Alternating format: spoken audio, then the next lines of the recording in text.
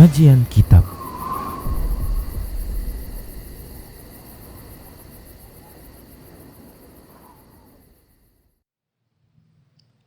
Assalamualaikum warahmatullahi wabarakatuh. Innal hamdalillah nahmaduhu wa nasta'inuhu wa nastaghfiruh wa na'udzu billahi min shururi anfusina wa sayyiati a'malina may yahdihillah fahuwal muhtad wa may yudlil falan tajida lahu waliyyan mursyida. Asyhadu an la ilaha illallah wahdahu la syarika lah wa asyhadu anna Muhammadan abduhu wa rasuluhu alladzi la nabiyya ba'dah. Wa qala Allah subhanahu wa ta'ala ya ayyuhalladzina amanu taqullaha haqqa tuqatih wa la tamutunna illa wa antum muslimun. Ya ayyuhalladzina amanu taqullaha wa qulu qawlan sadida yuslih lakum a'malakum wa yaghfir lakum dhunubakum wa may yuti'illaha wa rasulahu faqad faza fawzan 'azima.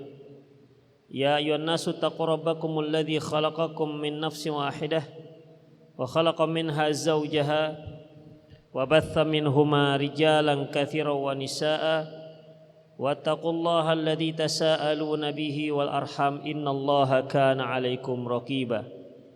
Amma ba'du, nastaqal hadits kitabullah wa khairal hadi hadi Muhammad sallallahu alaihi wasallam wa syarrul umur muhdatsatuha wa kullu muhdatsatin bid'ah wa kullu bid'atin dhalalah wa kullu dhalalatin finnar. Suara tengahnya naikkan, bassnya turunkan.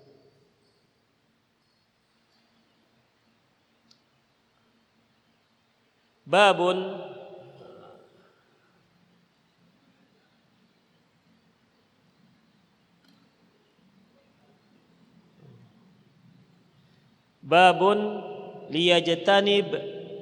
liyajtanibul wajh fid darbi. Bab hendaklah menghindari memukul wajah. An Abi Hurairah radhiyallahu anhu qala, dari Abi Hurairah radhiyallahu anhu qala, dia mengatakan, anin Nabi sallallahu alaihi wasallam, dari Nabi sallallahu alaihi wasallam, an Abi Hurairah radhiyallahu anhu anin Nabi sallallahu alaihi wasallam qala, dari Abi Hurairah radhiyallahu anhu dari Nabi sallallahu alaihi wasallam, beliau bersabda, idza daraba ahadukum khadimahu falyajtanibil wajh. Apabila salah seorang kalian memukul pembantunya, falyajtanibil wajh, hendaklah dia hindari memukul wajah. Hadis ini menunjukkan bahwasanya seorang harus memperhatikan ketika dia menghukum, ketika dia mau membalas, atau di saat dia harus memukul, hendaklah dia perhatikan, yaitu masalah wajah. Jangan sampai seorang itu memukul wajah, karena wajah merupakan anggota badan yang paling terhormat dari antara anggota tubuh manusia. Sebagaimana di kajian lalu, Rasulullah sallallahu alaihi wasallam pernah bersabda, la taqulu qabbahallahu wajhak. Jangan kalian mengatakan semoga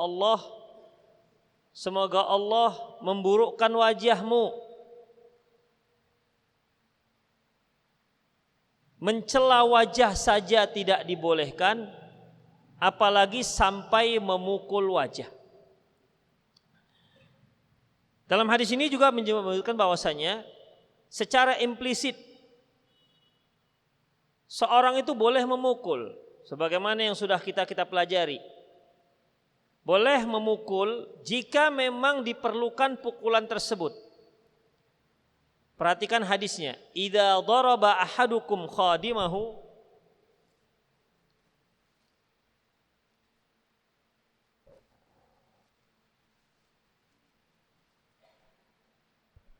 apabila salah seorang kalian memukul pembantunya, hendaklah dia jangan memukul wajah. Janganlah dia pukul wajah. Ini menunjukkan bahwa boleh memukul jika itu memiliki maslahat. Ada maslahat yang jelas.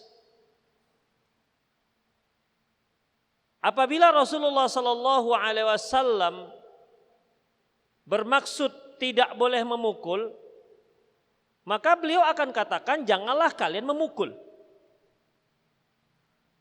Karena otomatis kalau kita dilarang memukul, otomatis tidak akan ada orang yang memukul wajah. Karena seluruh anggota badan pada dasarnya tidak boleh dipukul.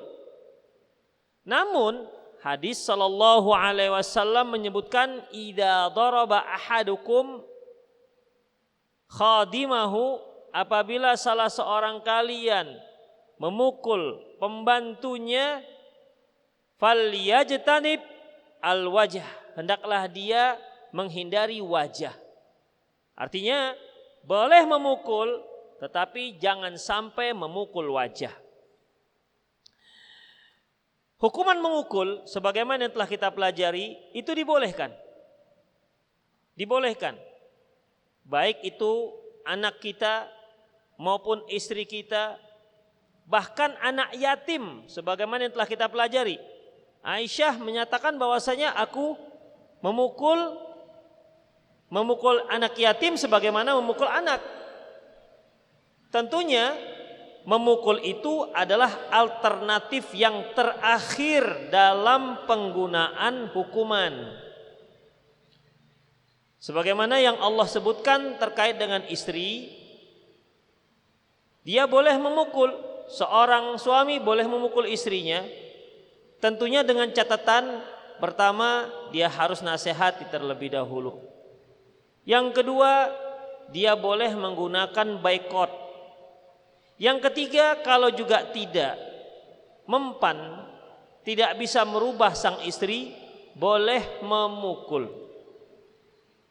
Demikian juga terkait dengan didikan anak. Rasulullah menyuruh agar kita memerintahkan anak kita sholat seusia di saat dia berusia 7 tahun. Dan pukul dia kalau dia sudah berusia 10 tahun juga masih belum sholat. Itu juga menggunakan pukulan. Baik. Kemudian demikian juga di sini masalah pembantu. Jangan dipukul. Ya, jangan dipukul. Di hadis-hadis sebelumnya Rasulullah sallallahu alaihi wasallam bertemu dengan Abu Mas'ud, di mana dia sedang mukul pembantunya, memukul budaknya. Kemudian Rasulullah sallallahu alaihi wasallam mengatakan, ketahuilah wahai Ibnu Mas'ud, sungguhnya Allah itu lebih mampu untuk menghukummu ketimbang engkau menghukum pembantumu. Demikian juga di hadis yang lain yang lalu yang telah kita pelajari, bahwasanya Abdullah bin Umar mengutus salah seorang hamba sahayanya untuk menukarkan emas atau perak, tapi ternyata dia tukarkan dengan sistem hutang ataupun tertunda. Dia menundanya pembayaran hingga besok hari. Karena ini perkara yang dilarang dalam syariat, makanya Abdullah bin Umar memukulnya, memukul pembantunya tersebut. Kemudian dia katakan, pergilah dan ambil kembali emas tersebut. Di sini juga ada kalimat memukul. Artinya ikhwatiddin, dalam memberikan pendidikan boleh menggunakan pukulan. Boleh menggunakan pukulan.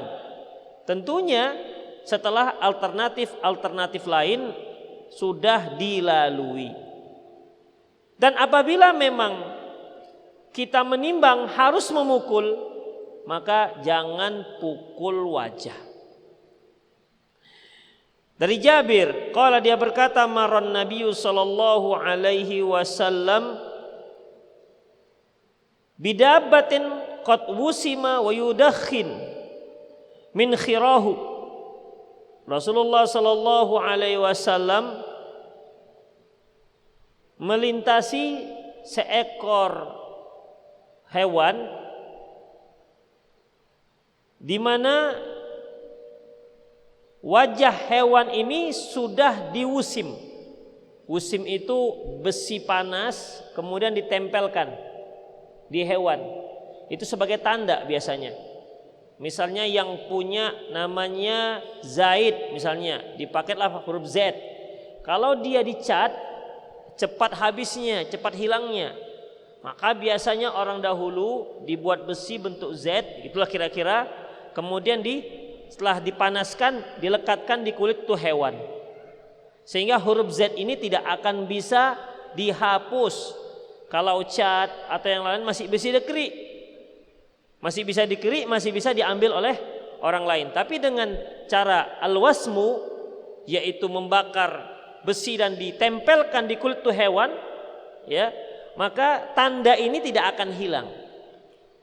Dan waktu itu Rasulullah sallallahu alaihi wasallam melihat ada tanda bakar ini di seekor unta atau kambing begitu. Lantas Rasulullah SAW marah. Yudakhinu min khirahu. Yudakhinu min khirahu ini berarti baru terbakar, artinya masih berasap. Faqala Nabi sallallahu alaihi wasallam.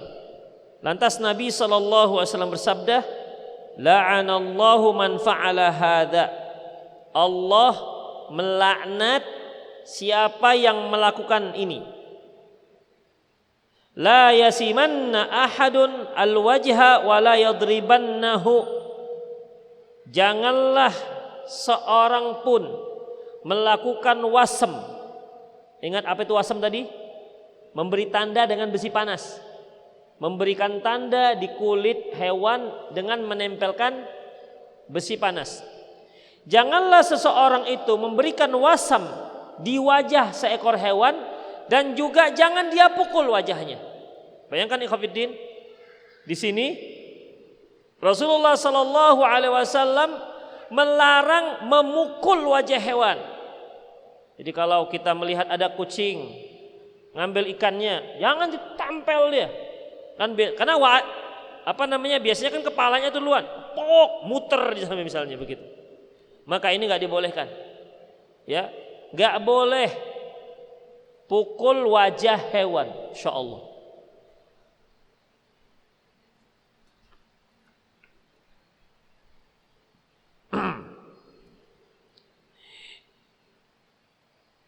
Dari hadis ini ikhwatiddin, Imam An-Nawawi rahimahullah mengambil beberapa istimbat.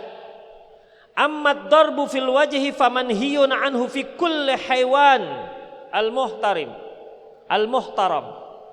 Adapun memukul wajah itu terlarang pada setiap hewan muhtaram, yang dihormati. Yang dihormati artinya yang memang kita makan. Ya, yang memang kita makan. Kambing, unta, lembu, ayam. Kemudian minal adami wal hamiri wal khail wal ibil wal bighal wal ghanam wa ghairiha. Jadi hewan yang boleh dimakan dan juga kendaraan-kendaraan kita. Seperti apa? Baik itu manusia maupun keledai, kuda, unta, beghal. Tahu beghal? Beghal adalah kawin silang antara keledai dengan kuda. Beghal wal ghanam, kambing dan lain-lainnya. Walakinna fil adami asyad.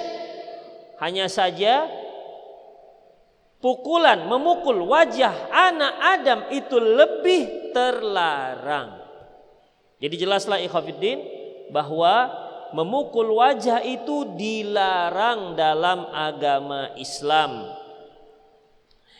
Adapun wasmu itu yang tadi menempelkan besi panas di hewan tertentu. Kalau dahulu juga ditempelkan di budak ya, di hamba sahaya, di kulitnya. Ya terbakar kulitnya. Tapi setelah sembuh nanti dia akan ada tanda yang tidak bisa dihilangkan. Adapun wasmu, sepakat para ulama tidak dibolehkan.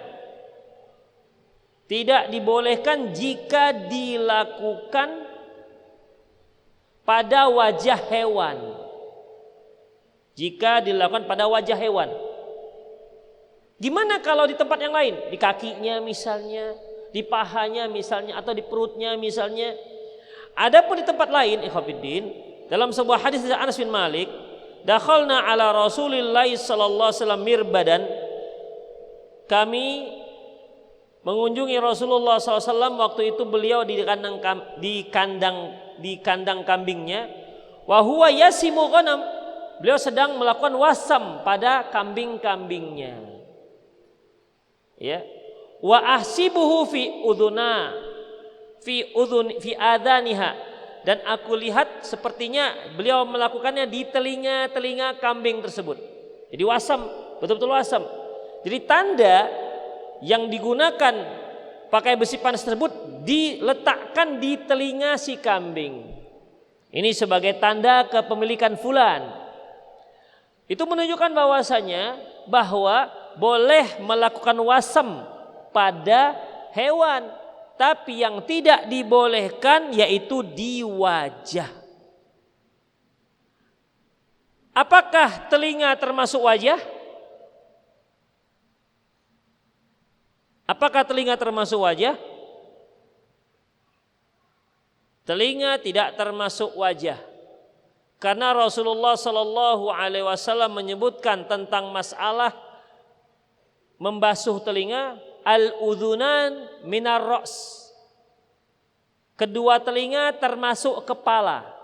Makanya kalau kita berwudu, Allah dalam mempraktekkan firman Allah, wamsahu biru'usikum, dan usaplah kepala kalian. Karena kedua telinga termasuk kepala, maka pengusapannya pun sekaligus setelah mengusap kepala. Al-udhunan minar ra's. Telinga itu termasuk kepala. Makanya hukum melakukan wasam,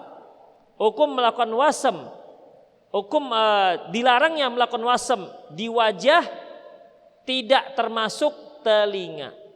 Bagaimana kalau di kepala? Boleh. Pokoknya bukan di wajah hewan. Ya antum kira-kira lah batas wajah hewan itu dari mana sampai mana?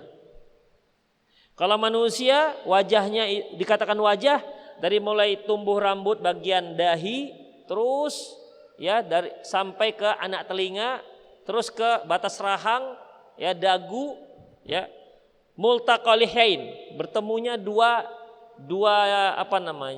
jenggot. Karena dalam bahasa Arab di sini dikatakan termasuk jenggot. Kalau kita kan yang di sini jenggot, sini jambang. Dalam bahasa Arab ini terus masih tetap dikatakan jenggot, bertemu jenggot, termasuk ini dagu. Itu semua dikatakan wajah. Kalaupun ada seorang karena saking banyak berpikir, tumbuhnya nggak lagi di sini, tapi sudah di sini, ya, maka dia tidak wajib membasuh wajahnya sampai nggak begitu.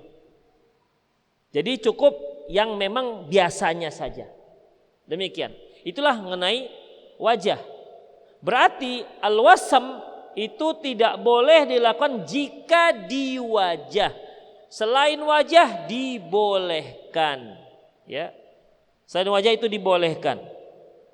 Selama tujuannya hanya sebagai tanda, bukan untuk mengadab. Ingat, karena wasam itu hanya sebagai tanda, bukan untuk mengadab. Diambilnya besi panas misal, tempel terus begitu. Kalau untuk mengadab hukumnya haram, nggak dibolehkan. Baik. Bagaimana kalau wasam untuk manusia? Wasam untuk manusia nggak dibolehkan ya khafidin. Jangankan hanya untuk tanda, untuk sebagai pengobatan juga nggak dibolehkan. Rasulullah pernah melarang berobat dengan cara kei. Kei itu besi dipanaskan, dilengketkan di badan si pesakit. Ini nggak dibolehkan. Ya, untuk maslahat penyembuhan penyakit saja nggak dibolehkan. Konon lagi hanya sebagai tanda. Hadis tadi diriwayatkan oleh Imam Muslim, yaitu yang beliau melakukan wasam di telinga kambing. Dalam riwayat yang lain, ra'aitu fi yadi Rasulullah sallam al-misam. Aku melihat di tangan Rasulullah ada misam. Misam itu alat untuk wasam. Besi, Pak, besinya yang dipanaskan. Alat untuk mewasam, yaitu wa huwa yasimu ibil sadaqah. Beliau membuat tanda wasam pada unta zakat. Jadi intinya ikhwatiddin rahimani Allah wa iyyakum, bahwasanya wasam itu dibolehkan. Wasam dibolehkan. Kecuali kalau di wajah itu tidak dibolehkan. Adapun pukul, ya. Pukul bagaimana? Pukul enggak dibolehkan juga. Enggak dibolehkan juga jika dilakukan di wajah. Baik hewan apalagi manusia. Ya, enggak boleh kita tampar wajah ayam. Tadi sejenak terfikir oleh saya, gimana kalau kita mau masak ikan lele dipukul tuh kepalanya? Muncul pertanyaan lagi, apakah ikan lele itu ada wajah atau hanya kepala? Nah itu dia, agak repot tadi. Sambil saya jelaskan ke antum sambil mikir, apa iya gimana caranya? Ikan lele, karena kan kalau mak-mak ini makan ikan lele dipukul dulu, nggak langsung digoreng kan? Tapi itu bagaimana? Allahu a'lam bissawab. Yang dipukul itu kepalanya. Wajahnya dari mana sampai mana? Gak tahu juga saya wajah ikan lele itu dari mana sampai mana. Demikianlah ikhwatiddin rahimani Allah wa iyyakum. Kemudian Rasulullah lantas melaknat ya. La'anallah man fa'ala hadza. Allah melaknat orang yang melakukan wasam tersebut atau yang memukul wajah. Kalau sudah itu dilaknat, berarti itu termasuk dosa besar. Babun man latama 'abdahu falyu'tiqhu min ghairi ijabin. Bab barang siapa yang menampar hamba sahayanya, hendaklah dia merdekakan tapi tidak wajib. An Hilal bin Yasaf, qala dia berkata, kunna nabi'ul bazza fi dari Suwaid bin al-Muqarrin. Dahulu kami menjual pakaian atau kain di kampung Suwaid bin Muqarrin. Fa kharajat jariyatun, keluarlah seorang hamba sahaya perempuan. Faqalat li rajulin syai'an, lantas dia berkata sesuatu kepada seseorang. Fala tamaha dzalikar rajul, lantas laki-laki ini langsung menampar si hamba saya perempuan tadi.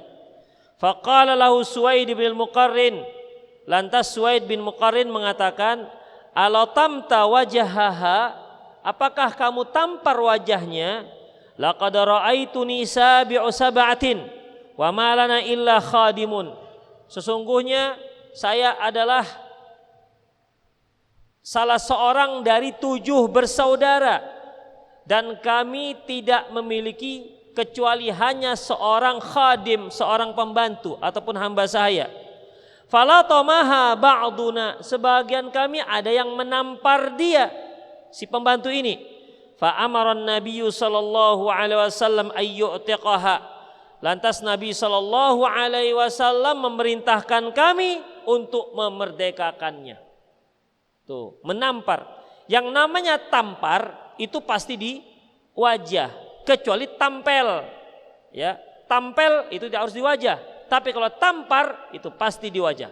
Latoma itu memukul di wajah. Memukul di wajah. Latom memukul wajah dengan telapak tangan. Ya, memukul wajah dengan telapak tangan. Jadi latom ini memiliki makna khusus dengan cara yang khusus dan tempat khusus. Ya. Cara yang khusus dan tempat yang khusus. Itu latom namanya. Kemudian ikhwatiddin rahimani Allah wa iyyakum. Selanjutnya dari jalur Muawiyah bin Suwaid bin Muqarrin. Qala dia berkata, latamtu maula lana fafarra. Aku pernah memukul hamba sahaya kami. Fafarra, lantas dia lari. Fada'ani abi. Lantas aku pun dipanggil oleh ayahku. Faqala lahu. Dia berkata kepadanya, iqtassa. Iqtassa artinya balas. Kunna walal Muqarrin sab'ah. Kami anak-anak Muqarrin ada 7 orang. Lana khadimun falatamaha ahaduna. Kami memiliki seorang pembantu. Salah seorang kami dari 7 bersaudara itu menamparnya. Fadzakara dzalika lin-nabi sallallahu alaihi wasallam.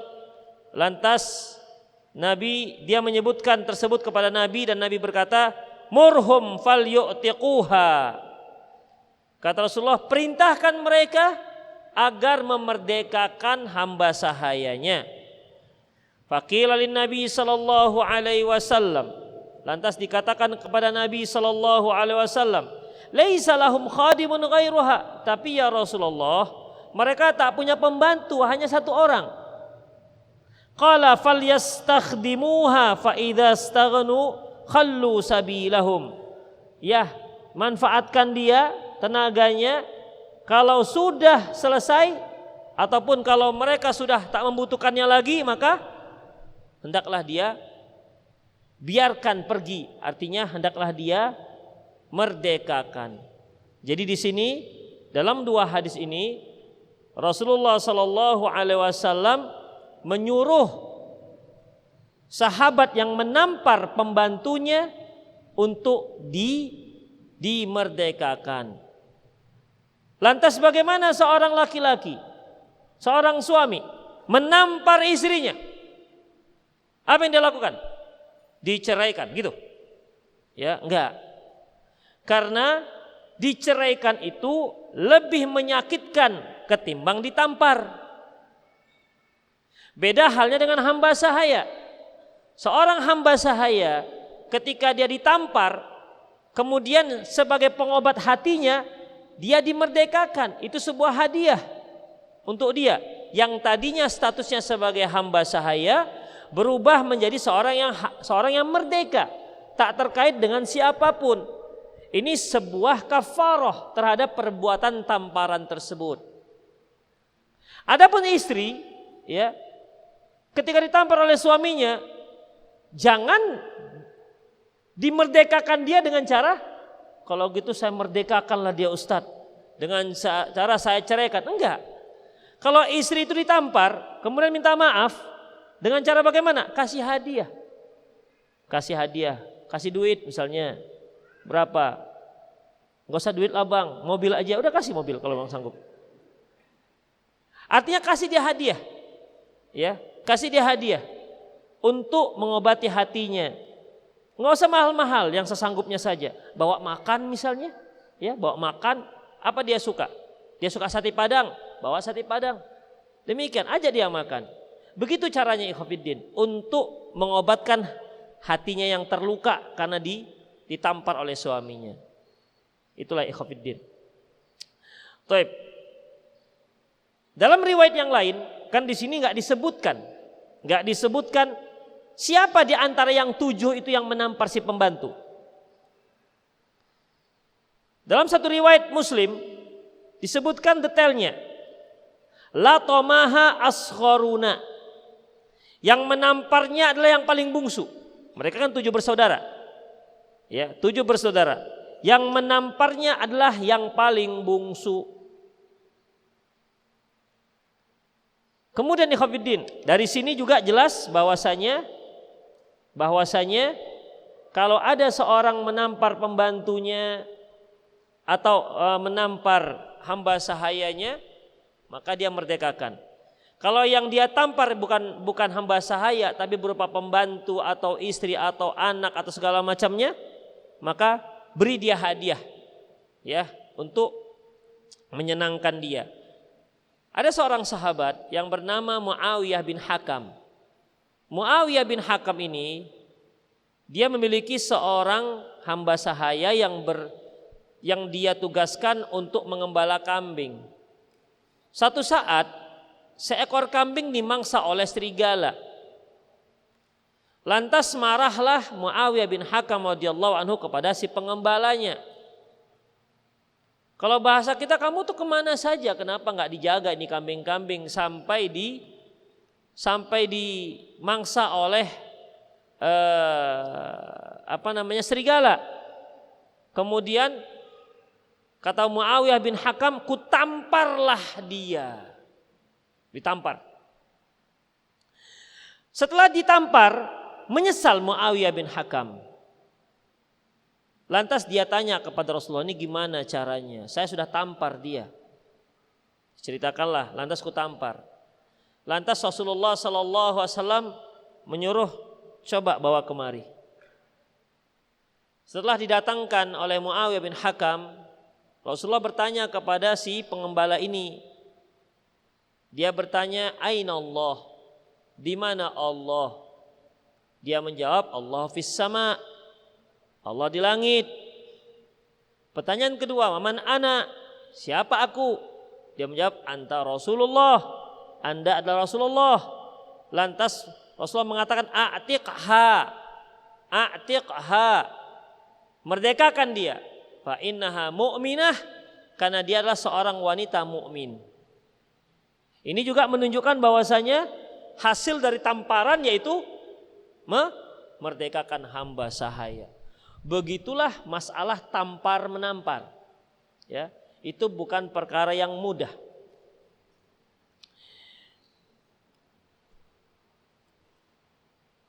An Nabi Syu'bah an Suwaid bin Muqarrin al-Muzani ra'a rajulan latama gulamahu. Dia melihat seorang laki-laki menampar gulamnya, menampar hamba sahayanya. Faqala, ama alimta anna surata muharramah? Tidakkah engkau tahu bahwasanya surah gambar itu merupakan haram? Surah di sini maksudnya wajah. Ya, surah yang dimaksud adalah wajah. Ra'aituni wa inni sabi'u sab'ati ikhwah. Kami memiliki 7 bersaudara. Ala ahdi Rasulullah sallallahu alaihi wasallam, pada zaman Rasulullah sallallahu alaihi wasallam masih hidup. Wa ma lana illa khadim, kami tak memiliki kecuali hanya 1 orang pembantu. Fala tamahu ahaduna, salah seorang kami menampar dia, si pembantu ini. Fa amarana Nabi sallallahu alaihi wasallam ayyutiqaha, lantas Nabi sallallahu alaihi wasallam memerintahkan kami untuk memerdekakannya. Jadi beberapa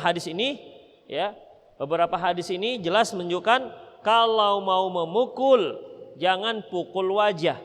Tapi kalau sempat memukul wajah, maka kafarahnya adalah kalau dia seorang hamba sahaya, dia dimerdekakan tetapi tidak wajib. Merdekakan, itu yang terbaik. Adapun kalau dia bukan hamba sahaya, maka si penampar harus berijtihad bagaimana caranya agar yang ditampar itu terobati hatinya. Dalam hadis ini perhatikan ikhwatiddin. Ini kan menceritakan sebuah kesalahan. Diceritakan sebuah kesalahan. Dulu kami ada 7 bersaudara. Salah seorang kami ada yang nampar. Akhirnya Rasulullah menyuruh kami untuk memerdekakan. Ini kan sebuah kesalahan, sebuah dosa. Karena menampar wajah itu hukumnya haram. Tapi ini diceritakan kepada orang lain. Karena ini dikatakan dulu, begitu. Kejadiannya kan berarti dulu. Diceritakan kepada seorang laki-laki yang dia melihat menampar pembantunya. Maka diceritakanlah, dulu kami pernah menampar pembantu kami. Ini sebuah kesalahan.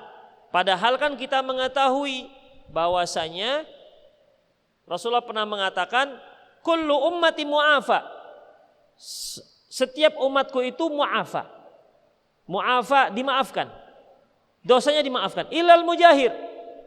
Kecuali orang yang terang-terangan. Yang terang-terangan melakukan kemaksiatan. Siapa itu mujahir? Allah Subhanahu wa taala merahasiakan dosa yang dia lakukan, tapi malah dia menceritakannya. Dalam satu hadis sebutkan, dia menceritakan sebuah dosa pada malam hari, kemudian Allah rahasiakan dosa tersebut tak ketahuan orang, namun dia malah menceritakan ke orang lain. Ini namanya mujahir. Lebih besar dosanya ketimbang seorang yang melakukan kesalahan diam-diam dan Allah rahasiakan. Maka apa yang telah Allah rahasiakan jangan diceritakan. Misalnya ini, kalau seorang pernah misalnya pernah terlibat narkoba. Ya, pernah terlibat narkoba. Maka dia jangan ceritakan kepada orang lain. Kalau dia pernah melakukan perjudian, jangan dia ceritakan ke orang lain. Sudah, kalau dia sudah taubat, taubatan nasuhah, rahasiakan. Itu dia. Kalau dia pernah pacaran, mungkin dia termasuk playboy, kelas kakap misalnya. Ada banyak perempuan yang menjadi korbannya, mantannya.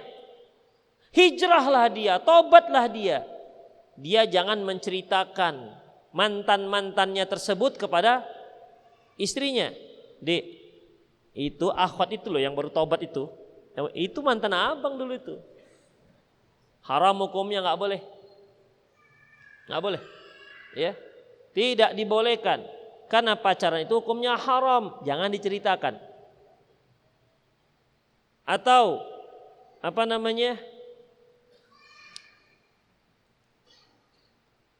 antum pernah share di Facebook misalnya, atau di IG misalnya, hapus semua yang antum bersandaran dengan pacar misalnya, atau antum pernah minum tua misalnya, minum tua aja bangga, minum tua ada di Facebook, ada di IG antum, ada di di media sosial, hapus semua. Ya. Jangan di-like lagi, sudah hijrah. Tak dibolehkan. Semua dosa yang pernah kita lakukan dirahasiakan, tutup mati rapat-rapat. Tapi ini kan sebuah dosa juga. Dia menampar pembantunya. Sementara tampar itu hukumnya haram, tapi dia ceritakan. Ini bagaimana? Bolehkah seperti ini? Syekh Muhammad bin Shalih Al-Utsaimin mengatakan tetap enggak boleh. Tapi yang rajih, yang dibanyakan sebagaimana dikatakan oleh Imam An-Nawawi rahimahullah, bahwa selama dia punya maslahat rajihah, maslahat yang jelas untuk orang yang kita beritahu sebagai pelajaran bagi dia, maka dibolehkan. Misalnya antum melihat seorang yang sedang merokok, pencandu rokok, antum perokok berat dulu, ya, perokok berat, gak bisa berhenti rokok, saking beratnya, gak ada rokok, rotan dia isap, misalnya. Itu bagaimana ikhwatiddin? Saking candunya, kemudian hingga akhirnya mungkin dia terserang penyakit dan lain-lainnya. Hingga akhirnya dia tobat dari rokok dan Allah sembuhkan penyakitnya. Taib, dia boleh ceritakan itu. Dek, abang dulu begini loh. Hati-hati loh dek, abang dulu begini. Dia mengalami sendiri permasalahannya. Ya, pengalaman dia itu bisa dia ceritakan sebagai pelajaran. Jangan sampai apa yang terjadi pada dirinya itu terjadi juga pada diri orang tersebut. Jadi kalau gunanya untuk sebagai pelajaran, ibrah, bisa diambil pelajaran, maka dibolehkan. Ya, dibolehkan. Hanya untuk dia saja. Ya. Bukan diumumkan. Itu dia. Ya. Hanya untuk dia saja. Makanya Allahu a'lam bissawab, kalau untuk satu pelajaran dan itu jelas manfaatnya, boleh kita menceritakan agar orang lain tidak terjerumus atau tidak terkena apa yang pernah mengenai kita. Itu dibolehkan. Tapi kalau dia malah memberikan ide, ada yang merokok, "Dek, kok merokok sih? Gak boleh loh, Dek. Tapi begini loh cara yang bagus merokok."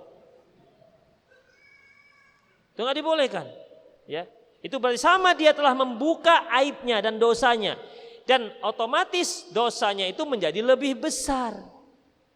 Ya, bisa menjadi lebih besar. Ada juga yang menyebutkan, mengapa tidak dibolehkan kita menceritakan? Tidak boleh menceritakan dengan maksud membanggakan. Ente jangan macam-macam. Saya preman Kampung Lalang tahun 80, 90-an sampai 2001. Preman.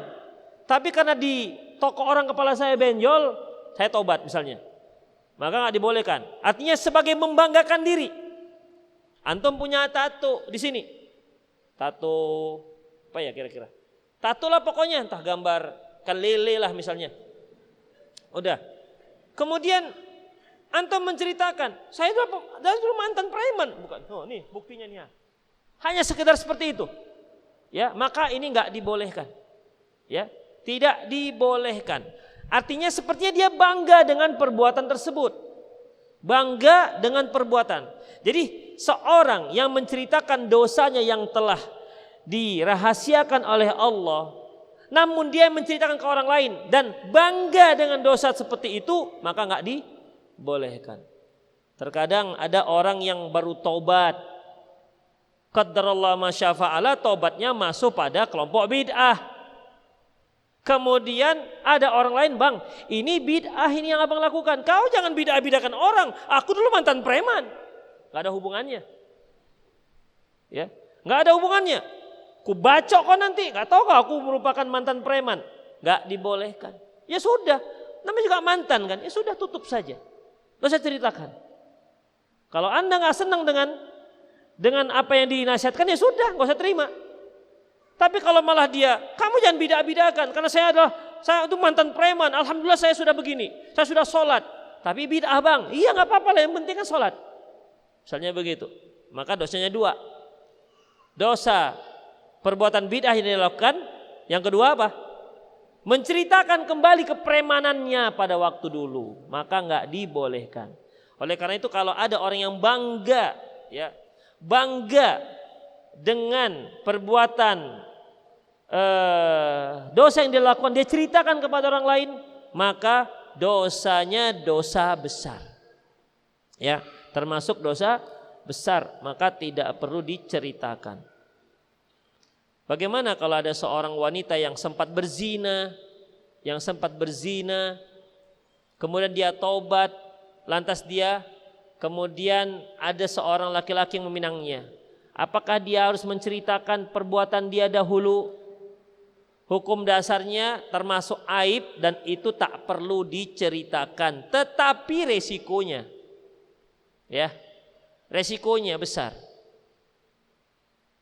Jangan sampai setelah menikah kemudian baru ketahuan, lantas si suami merasa terkhianati, akhirnya dicerai. Memang pada dasarnya nggak perlu dia ceritakan, tetapi itulah resikonya, ya, itulah resikonya. Gimana kalau seandainya dia tanya, "Adik masih gadis kan?" Dalam hatinya gadis, tapi ada terselip tidak perawan.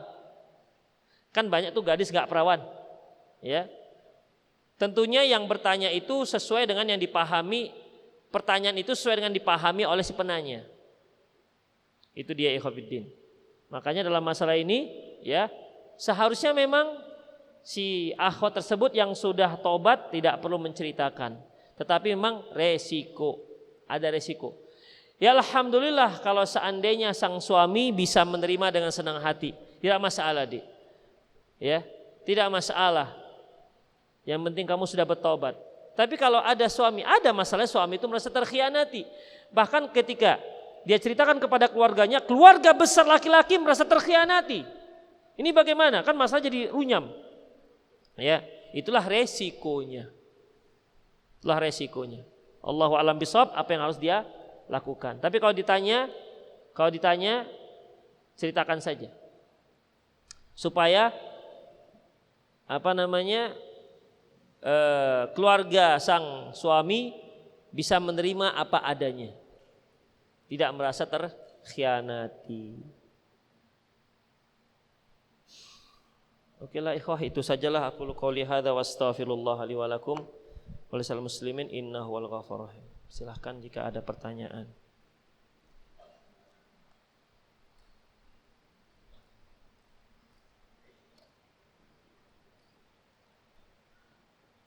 Suami saya ini Masya Allah Ustadz, memang baik Ustadz, apapun yang saya minta selalu diberikan. Tapi memang suami sering bilang dia nyesel karena saya tidak sesuai dengan yang dia harapkan dari sisi fisik. Padahal waktu nazar saya sudah sejujurnya, jujur semuanya. Tapi katanya sudah terlanjur menikah, ya sudah. Saya minta diceraikan suami malah marah-marah. Dia cuma bilang mau poligami aja dan cari yang cantik. Tapi tidak mau menceraikan saya karena sikap saya ini saya belum bisa cinta sama suami saya Ustadz. Sampai pernikahan yang sudah 2 tahun ini dan qadarullah belum berikan momongan. Bagaimana solusinya Ustadz? Apakah saya pasrah saja dan berdoa atau bagaimana?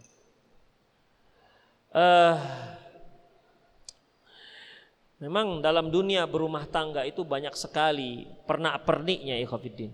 Banyak sekali pernak-perniknya.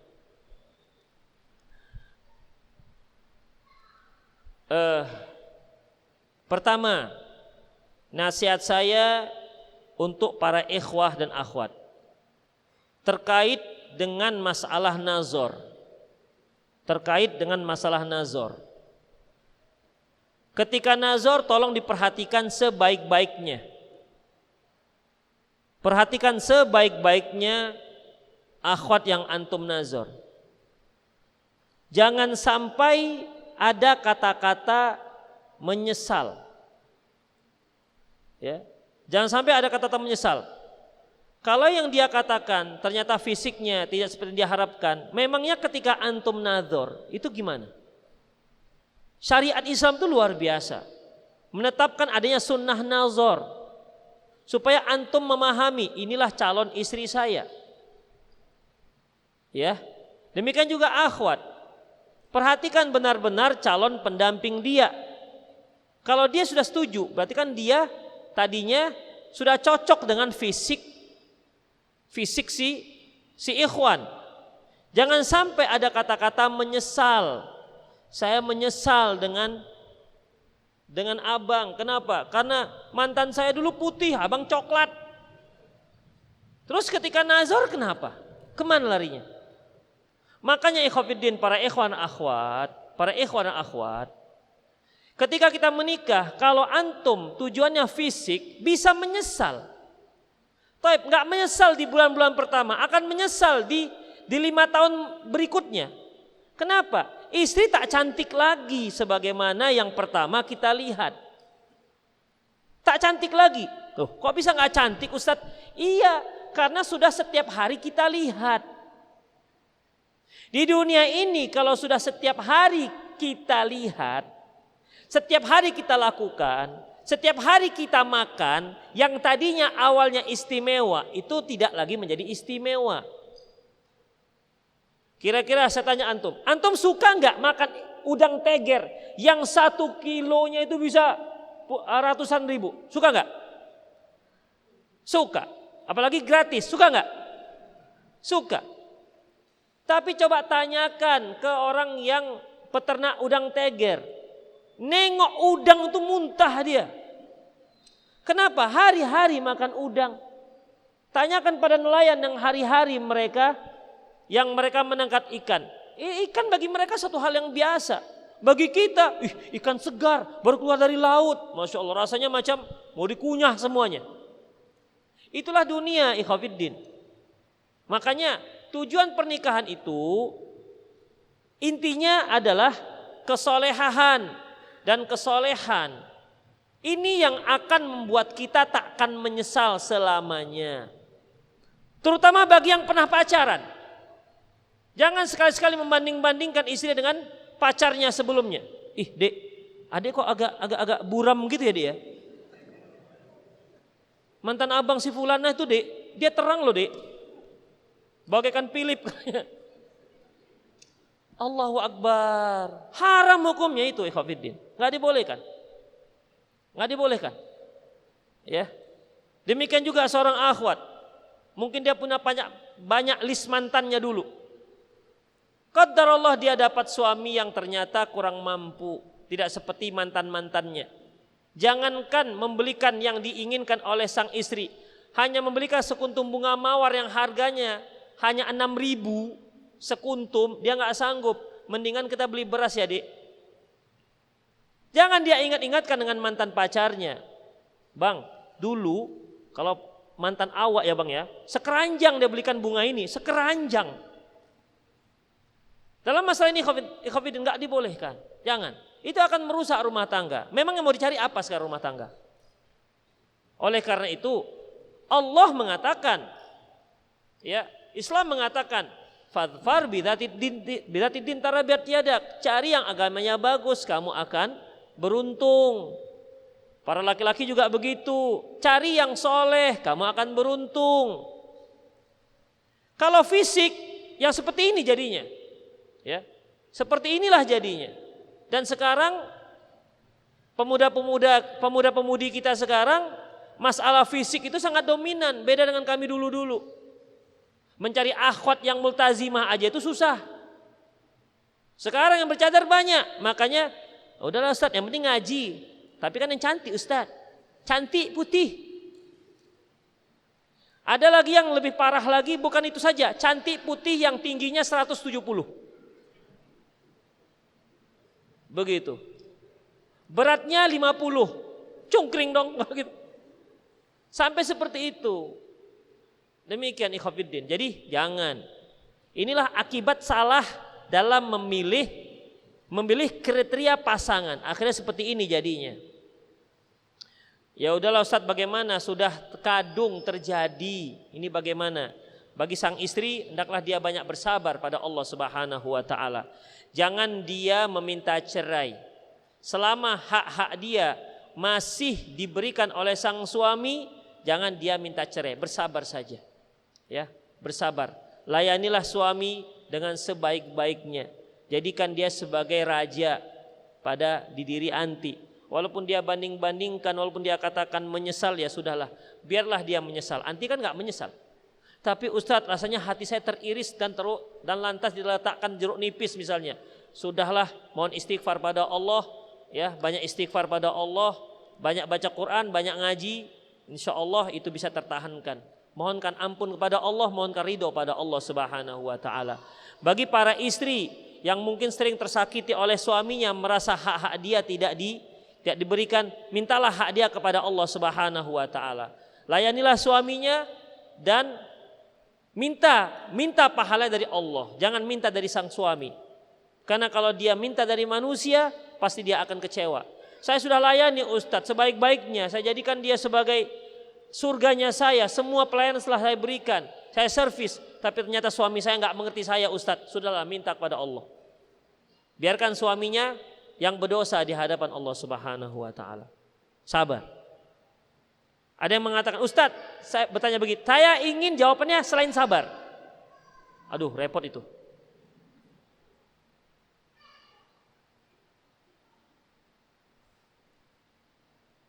Ustadz, jika imam dalam sholat membaca Al-Fatihah yang salah, apakah tetap mengucapkan amin? Ya, tetap. Tergantung kesalahannya. Kalau dia baca Al-Fatihah, ujung-ujungnya minal jinnati wan nas, antum yang katakan amin. Ya, jangan katakan amin. Karena salah ujung.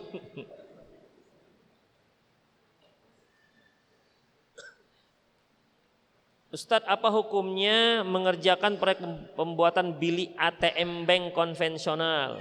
Nggak boleh. Ustadz, saya mau nanya, saya kan sholat subuh di masjid yang imamnya pakai doa kunut. Lalu saya ikutin ketika mengangkat kedua tangan, tapi tidak semua yang saya ikutin. Ketika setelah imam baca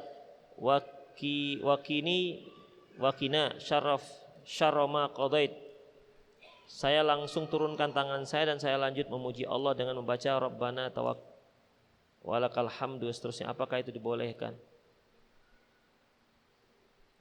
Kalau antum ikut imam kunut, ya ikut saja sampai akhir, tidak usah diparu-paru.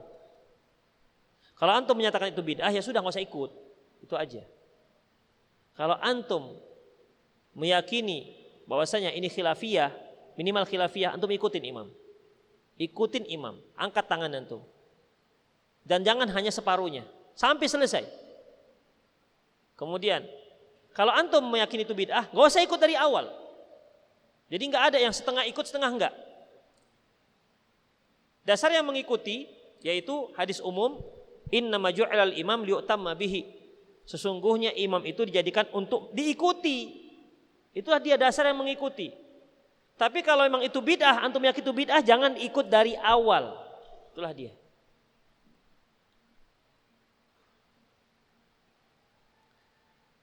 Apabila seorang anak meneteskan air matanya hampir setiap harinya karena rindu dengan orang tuanya yang sudah tiada, apakah itu termasuk meratapi orang tua yang sudah meninggal? Ikhwafiddin, ya ini merupakan kasih sayang pada orang tuanya. Tapi jangan sekedar hanya rindu dan meneteskan air mata. Jadikan kerinduan itu sebagai motivasi pada dirinya untuk terus mendoakan kedua orang tuanya. Jadi bukan nangis saja. Kenapa mas? Rindu dengan orang tua. Itu gak ada gunanya yang seperti itu. Jadi kan kerinduan yang bersangatan, yang menggebu dalam dirinya itu memotivasi dia untuk terus mendoakan semua yang terbaik untuk kedua orang tuanya. Berbuat baik kepada orang tua setelah meninggal, mendoakannya. Kalau ada yang bisa antum lakukan untuk menambah pahalanya, seperti antum bersedekah atas nama orang tua, umroh untuk orang tua, boleh. Kemudian antum bersilaturahmi dengan kerabat-kerabat orang tua dan teman-teman baik orang tua, gitu caranya. Tapi kalau sekedar nangis kemudian tidak ada doanya, itu nggak ada guna sama sekali. Ya, jadi yang terpenting bagi kita yang rindu terhadap kedua orang tua kita, doakan dia.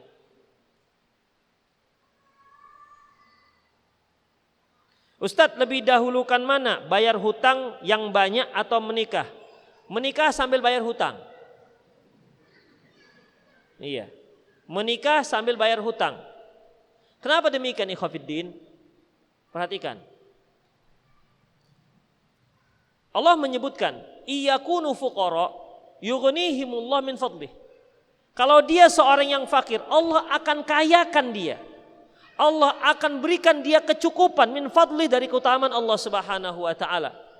Makanya seorang yang menikah itu Allah mudahkan rezekinya. Jadi kita berharap dengan menikah Allah mudahkan rezeki, bisa bayar hutang. Itu dia. Jadi antara nikah dengan membayar hutang itu tidak ada terkait. Masing-masing jalan masing sendiri-sendiri. Kita menikahi seorang akhwat. Itu wanita, istri kita, dia punya rezeki dari Allah Subhanahu wa taala. Sementara hutang itu hutang antum. Jadi ketika antum memberikan nafkah, itu sebenarnya rezeki yang Allah berikan untuk istri kita melalui kita. Jadi nikah aja udah. Ya, nikah aja. Tapi janganlah pula pestanya terlalu mewah. Dia punya hutang 30 juta, pestanya 60 juta. Aduh. Ya. Ini kan berlebihan. Orang yang berpiutang akan marah, loh kamu gimana sih, pestamu sekian, utangmu belum bayar. Pestalah yang sederhana saja, yang 10 juta bisa nggak pesta? 10 juta? Bisa. Mie Aceh, menunya mie Aceh. Demikian, bisa ikhwatiddin. Mie balap, udah mie balap, mie Aceh, mie apa gitu. Rasulullah SAW mengatakan, aulim walau bisyad, walimahlah walaupun hanya menyembelih seekor kambing. Hanya sekali beliau menyembelih kambing ketika walimah menikahi istri-istrinya. Kan beliau menikah beberapa kali. Selebihnya Rasulullah pernah mengumumkan para sahabat, barang siapa yang punya korma datanglah bawa korma, yang punya minyak samin datang bawa minyak samin. Kemudian yang bawa gandum datang bawa minyak gandum. Kemudian digabungkan di situ makan bareng-bareng. Begitu ya Khafiddin. Misalnya nih si A mau pesta, dia mau nikah, nggak ada uang untuk pesta. Udah antum bawa masing-masing, bawa rantang sendiri-sendiri gitu. Ada yang bawa gulai, ada yang bawa apalagi ikan. Dah dibuka semua rantangnya. Ayo kita makan bareng-bareng, ini pesta saya. Jazakumullah khairan. Boleh. Boleh. Itu yang dilakukan Rasulullah SAW. Tapi penting ada makan-makannya. Kitanya ikhwafiddin kalau pesta itu ada unsur prestisnya, itu dia. Ya, itu dia. Permasalahannya di situ. Masa sih nggak bisa mengundang 3.500 orang? Begitu. Yang penting kan ada makan-makannya, ya sesanggup kita. Ikhwah fiddin, perhatikan. Berapa banyak kaum muslimin yang mengadakan pesta pernikahan, ngutang sudah 10 tahun pernikahan, belum selesai hutangnya. Kan kasihan sekali. Ini kan berarti menyusah-nyusahkan diri dengan pesta tersebut. Hanya gengsi. Ikhwah, sering saya katakan pada antum bahwasanya hidup itu mudah. Yang mahal gengsinya. Hidup itu murah, yang mahal gengsinya. Makan yang penting kenyang. Apa kita makan harus pakai sushi itu? Yang ikan mentah itu? Kan tidak. Makan pakai kecap, nasi panas pakai kecap, dimakan berdua bersama istri yang mencintai kita. Dunia bagaikan milik kita berdua. Begitu. Ngapain makan pakai rendang kemudian sendiri? Dengan orang boncengin istri, awak bonceng sendiri yang belakang kosong. Ngapain? Gak berkah hidupnya.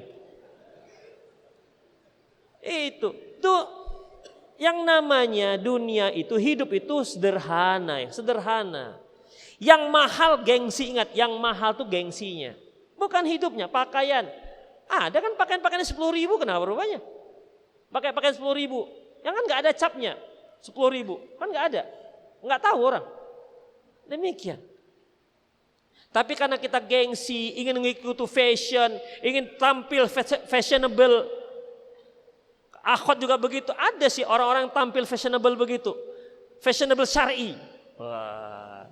Apalagi sekarang pakaian-pakaian syar'i itu kan macam-macam.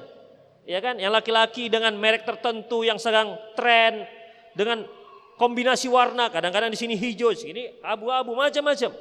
Akhwat juga begitu, yang jilbab berbagai macam hijau, ada yang hijau lumut, hijau stroberi, hijau apa lagi saya nggak tahu. Hijaunya di 10, hijaunya 10. Modelnya ada yang French khimar lah, yang Allahu Akbar, bang, kepingin dijilbab, kan ada banyak jilbab nih, yang ada tangannya masuk di jilbab. Sebenarnya kan gengsinya, seleranya itu yang mahal, bukan kebutuhannya. Kebutuhannya selesai sudah, hari-hari selesai. Itulah dia. Makanya ikhwatiddin, ya, menikah dan bayar hutang.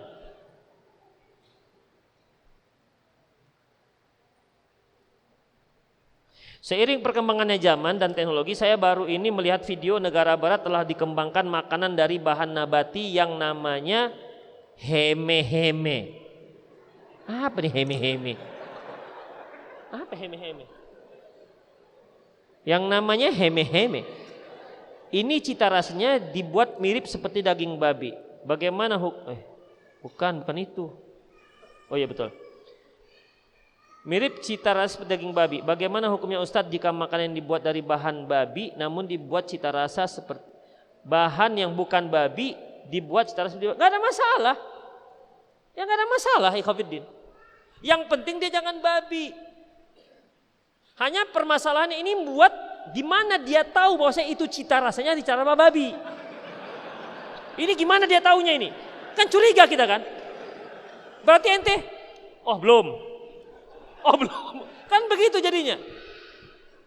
Demikian. Namun kalau dia makan cita rasanya seperti Katanya beginilah daging babi, nggak ada masalah, asalkan jangan babi. Ya, asalkan jangan babi. Ada minuman, cita rasanya seperti tua, baunya seperti tua, seperti kencing kuda gitu. Kemudian menyengat, tapi dia bukan minuman khamar, boleh nggak? Silakan, nggak ada masalah. Tidak ada masalah. Asalkan dia bukan khamar. Tapi sampai sekarang saya nggak tahu heme-heme ini apa.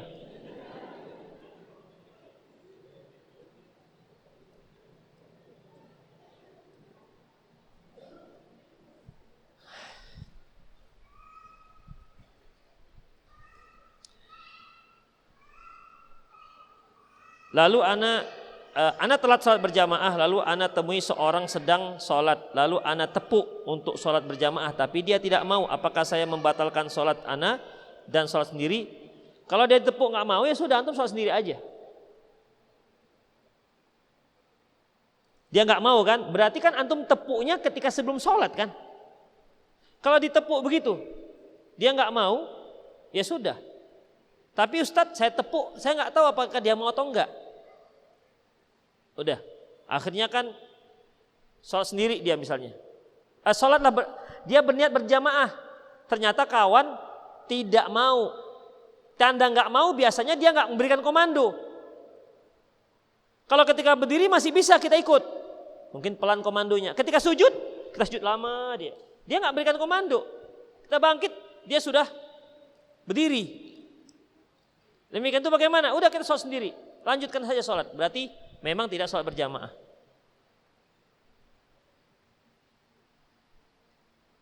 Ustadz, apa batasan aurat wanita dengan wanita? Bolehkah dia dibekam? Wanita dengan wanita antara pusat dan lutut. Bolehkah dibekam? Boleh. Gak ada masalah. Rasulullah pernah dibekam dan hukum laki-laki sama dengan hukum perempuan. Ustadz, apa hukum seorang kontraktor mengerjakan bilik ATM? Ini sudah saya jawab, nggak boleh.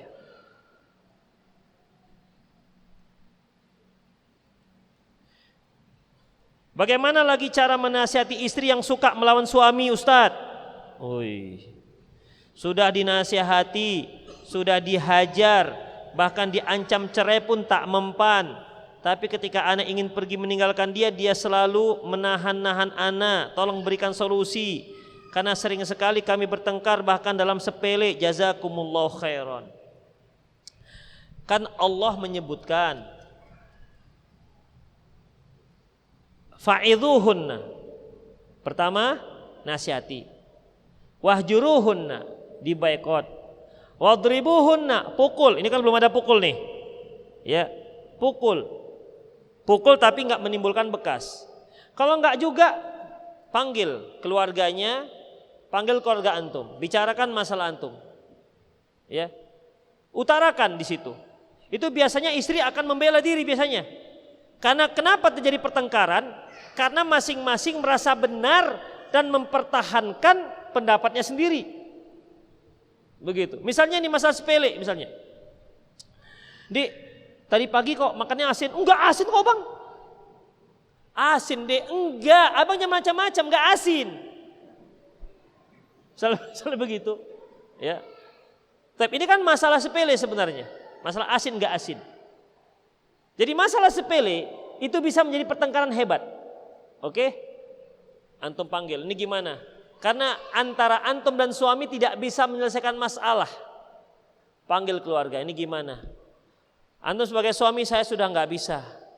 Saya sudah capek misalnya. Gimana lah solusinya? Udah. Jadi apa keputusan itu? Antum jalankan saja. Antum berikan syarat. Ya, sehingga kalau terjadi pelanggaran lagi, maka ya sudahlah, ceraikan, nggak ada cara lain daripada hasil bertengkar saja, ya. Maka perceraian itu lebih baik, tapi tentunya dengan cara yang terbaik, karena kasihan anak-anak, ya, kasihan anak-anak. Kemudian ini saya tujukan kepada sang istri, janganlah melawan suami. Yang namanya melawan itu tidak ada satupun kebaikan. Ustadz, tapi suami saya hasik mencela masakan saya saja yang gak enak segala macam. Ya sudah, bersabar. Itu lebih baik. Bersabar. Isbiri falakil jannah. Sabarlah, kamu akan masuk surga. Itu dia. Karena suamimu adalah surga dan nerakanya anti. Jangan melawan. Jangan melawan, ikhwatiddin. Ya, para akhwat, jangan melawan suami. Gak dibolehkan, haram hukumnya. Selama suami menyuruh hal-hal yang tidak bertentangan dengan syariat, maka ati wa asmi', dengar dan taati. Jangan melawan. Kalau dia katakan, "Dek, masaknya hari ini masak sayur ya, Dek." "Enggak usah, Bang, ya. Enggak usah masak sayur hari ini." Allahu Akbar, yang begitu-begitu enggak usah, biarkan saja. Ikuti saja. Selama dia tidak menyuruh maksiat. Selama dia tidak menyuruh maksiat, maka taatilah sang suami. Enggak usah dilawan. Karena bagaimanapun melawan itu, melawan bawahan terhadap atasan, itu tidak dibenarkan dalam Islam. Demikianlah ikhwatiddin, semoga apa yang kita bahas bermanfaat. Aku qouli hadza wa astaghfirullah li wa lakum wa lisal muslimin innahu wal ghafurur rahim. Subhanakallahumma wa bihamdik, asyhadu an la ilaha illa anta astaghfiruka wa atubu ilaik. Wa sallallahu ala nabiyyina Muhammad wa ala alihi wa ashabihi ajma'in. Wa akhir da'wana alhamdulillahi rabbil alamin. Assalamualaikum warahmatullahi wabarakatuh.